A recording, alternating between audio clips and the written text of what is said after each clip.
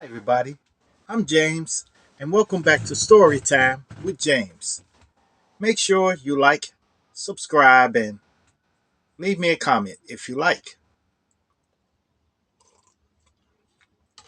Lemonade. Okay, this one's called That's Cold, Man. Yeah, yeah. Look, this was this was in December around 1991. 1990 or 91. It was one of the two. Well, I was in the house with my daughter who was 3 years old at the time. She was 3 years old. And I ended up had to watch her because her mom was gone to work. And we were in Harvey, Illinois. So she had to go to work in the city of Chicago. So I remember calling to this place where I used to work at. It was called A&R. So I was calling A&R over and over. And then they finally told me, they said, okay, come down and get your check. I said, oh, okay, okay. But I wasn't thinking that I had to go all the way to 22nd and Cermak, you know. I was on 151st Street. That's where I stayed, at the time. 151st in Paulina. So so I said, well, so my daughter, she said, can I go? Can I go? I said, yeah, you got to go. I had tried to call my sister and everybody to keep her, but they could. I couldn't get in touch with nobody.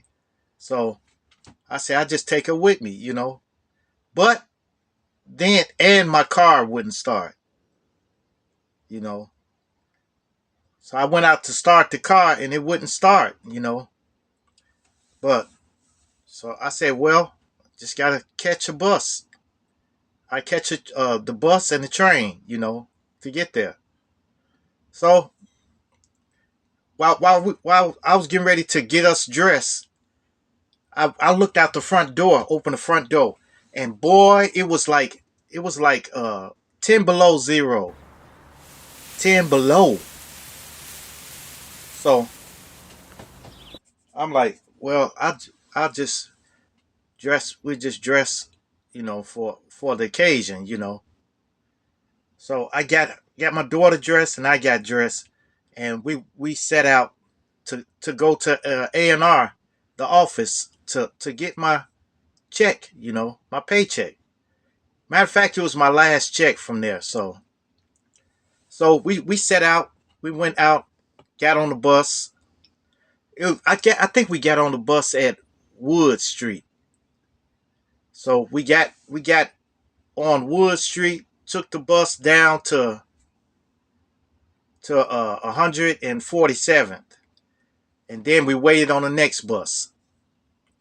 So it was kind of nippy outside then, but this is Chicago, so you expect it to get that cold. So that kind of cold didn't bother me. So we caught the bus uh to the to oh man, okay, 100 and yeah, 147th. We caught the bus on down. We caught another bus and went down to 95th. And 95th is the main bus terminal. So at 95th we got off and got on the train, and we rode down to 22nd Street. So when we got down to 22nd Street, they took a long time to issue me my check because I wasn't gonna come that far without something in my hands. So I told them, I said, hey, I'm not going nowhere until y'all give me my money. They said, okay, we're gonna give we got a lot of people in here, and it was true enough. It was a lot of employees in there waiting for their checks. Something was back their checks up. I think they had a problem with printers or something like that. So me and my daughter waited in there, sat and waited. We waited for like 2 hours, you know. Then we finally got up there, and I was able to sign for my check, and they gave me my check. Now, when they gave me my check, see, this is where I failed. I failed to check the weather. You know, I failed to check the weather. You know, so when we got outside, we got on the street. Now we on 22nd and Cermak. Now you know it's going to be colder there because that's closer to the lakefront. That's closer to the lake.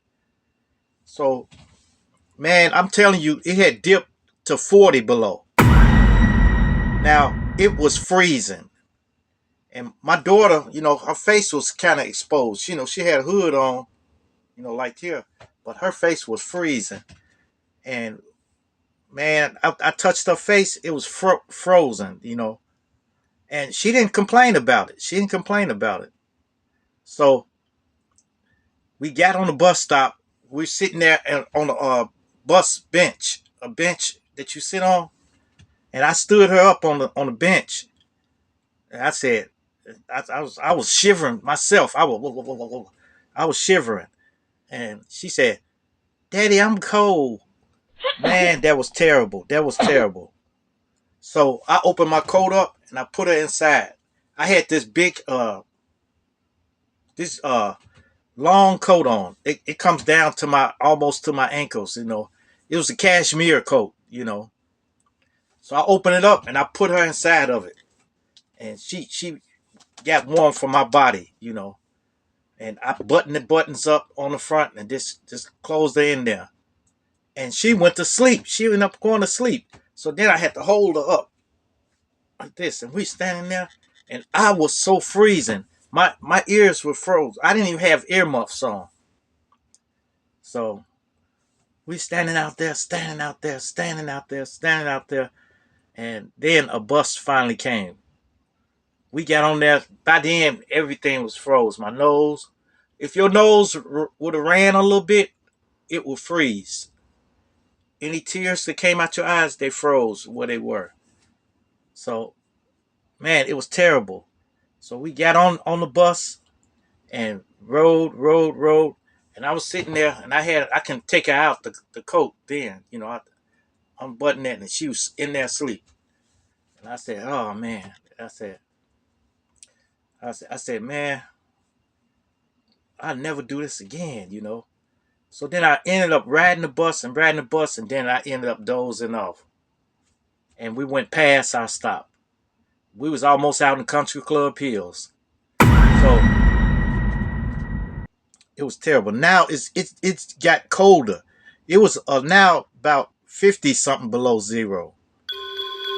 So man, then we had to come back, turn around, come back. And when we came back, we had to catch a bus this way, catch a bus that, and then get to Wood Street and catch a bus down Woods. And then we had like a one, two, we had a 2.5 block walk, you know. Man, it was freezing, freezing. And I started walking. I had put her inside of my coat, and I just walked with her. I almost fell a couple of times too, because there was a lot of ice out there. Walk, and lo and behold, we finally made it to the doorstep. And my hands, I could not even feel my hands because I had gloves on, but they wasn't thick gloves. They were, you know, so I couldn't feel my. I put my hand in my pocket. I couldn't even feel distinguish which was my keys and what was money and what was what, you know.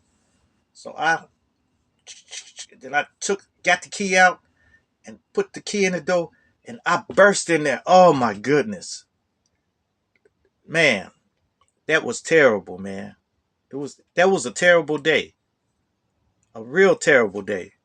Especially when my daughter looked up at me and said she's cold, So, man, I remembered that right there, and I never did that again. So, and don't none of y'all do that either. If there is this extreme temperatures out, if it's too hot or if it's too cold, especially because you could die out there and nobody would care. Nobody would stop to drop you off or anything like that. Nobody would ask you, "Hey, what's wrong? What's you okay? You okay?" You know. So nobody's gonna help you. So you got to protect yourself. Now, if you got to go out in extreme temperatures, go out by yourself. You know, try to find somebody. But I couldn't find. In my case, I couldn't find anybody. You know. So, all right, man. It was cold. All right. Make sure you like, subscribe, and leave me a comment if you like. And hit that bell notification. Hit that bell notification so that you know every time I drop another video. And share, share, share.